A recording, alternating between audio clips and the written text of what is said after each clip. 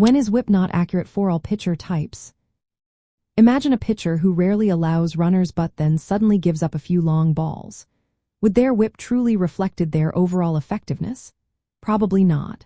Walks plus hits per inning pitched, or whip, measures how many base runners a pitcher allows per inning by adding walks and hits allowed and dividing by innings pitched.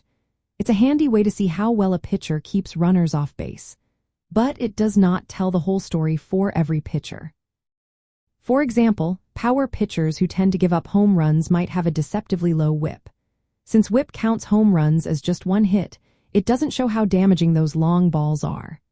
A pitcher might allow very few hits and walks but still give up many home runs, which can lead to runs scored and wins lost.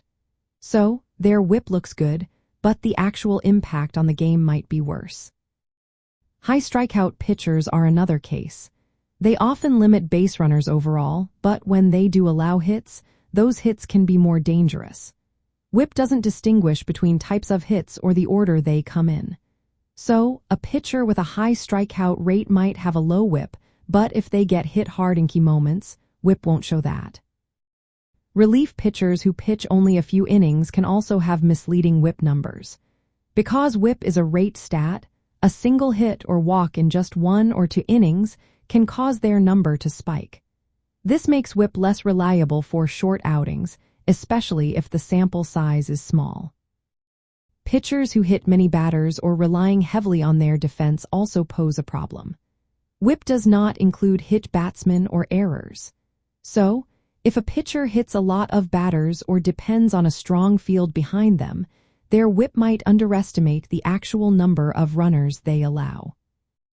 Finally, pitchers in parks with poor defenses or in extreme environments may see inflated whip numbers.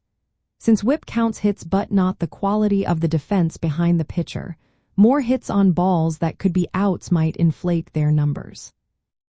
In short, whip is a good general measure of base runners allowed, but it can be misleading for pitchers who give up more damaging hits like home runs, have small sample sizes, or pitch in unusual conditions.